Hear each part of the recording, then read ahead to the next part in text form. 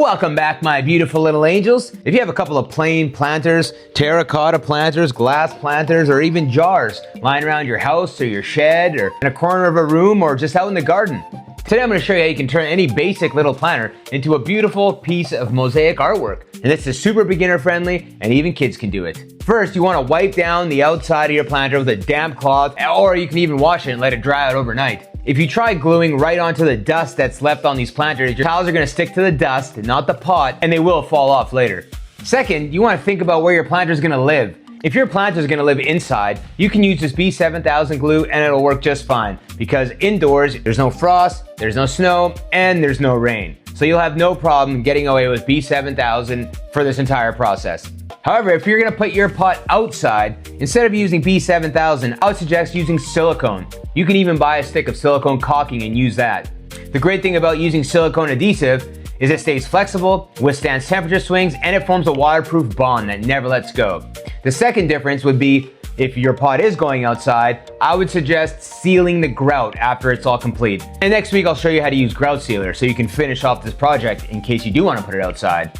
So if your plant is living indoor, I would use some B7000 super glue, no problem. But if your plant is gonna live outside, I would recommend 100% silicone caulking. So once you have your clean pots, your glue, and the tiles you're gonna use, we can start gluing the tile. I'm just laying a small little bead of my glue down, and I put the pot upside down and I'm pressing the tiles down against the table. So you can see here, I press these downwards towards the top of my table, and that ensures that the top of my pot will be completely level. And what's a mosaic without the grout? And the grout needs a little place to live. So you guys remember to keep a nice gap, not too big or else the grout will crack, but not too small that the grout has nowhere to live. Once I was done my first row of tiles, I went back and I fixed the gaps to make sure that they were as consistent as they could be. The good thing about this glue is that it gives you some wiggle room, so before it completely sets, you can make little adjustments. If you have a design already laid out or drawn onto the pot, it's pretty easy to just follow along on your design. For my design, I completely winged it. So what I decided to do was make a draft sort of the pattern until I found something I liked, and I did the entire thing, and I love the way it turned out. Then I simply carried on the pattern around the entire pot. I love the way these glass tiles catch the sunlight. Once it was dry, I decided to fill in all the little gaps with these white glass tiles.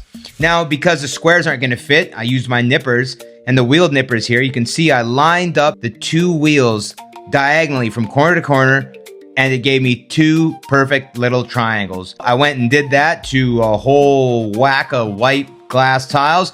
Then I came back and one by one, I placed them in the little gaps that were left behind. And again, you can design anything you want. You can be as creative or as basic as you wish. I just wanted to have a little something to show you guys that it really is this simple. I didn't draw any design. I didn't have any plan in mind. I had zero ideas. I just went along with it and it ended up looking pretty good.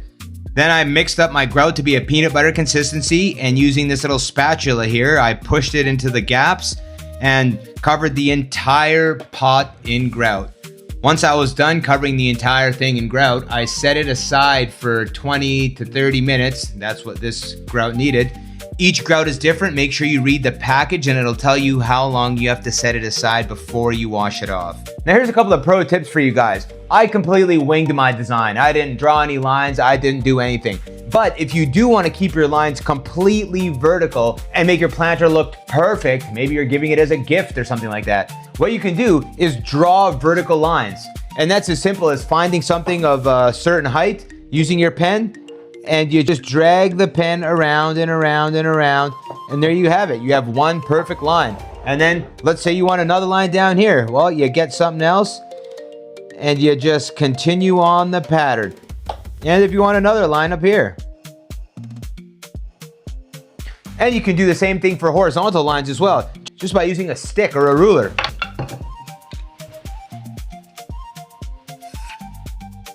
Bam, balam.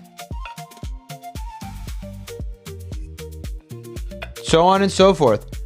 You can measure, you can guesstimate, you can completely wing it, or you can draw a custom design. For example, if you want to draw like a little cat's head and you want a little cat on your planter. Now I'm just winging this completely, but you guys get the point, and you guys know I love kitties. So there you go. and then you would just follow whatever pattern that you decided to draw. A second really important tip is you want to choose tiles that aren't super big. Now, because this is round, our tiles aren't going to lay flat.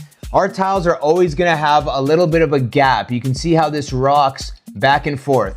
Now, for these little 2 centimeter by 2 centimeter tiles, or maybe these 1 centimeter by 2 centimeter tiles, it really doesn't matter. But you can see the smaller the tile, the less space you're gonna have underneath it. So choose a small tile, or if you have bigger tiles, smash them down into smaller pieces and they'll stick better to a round planter.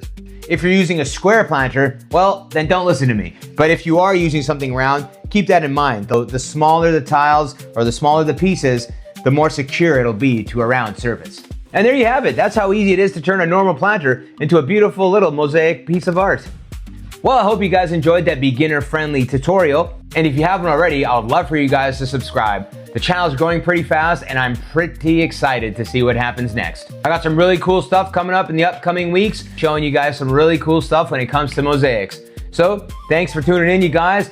Thanks a lot to my old subscribers and all the new subscribers that I'm getting lately. It really is super encouraging.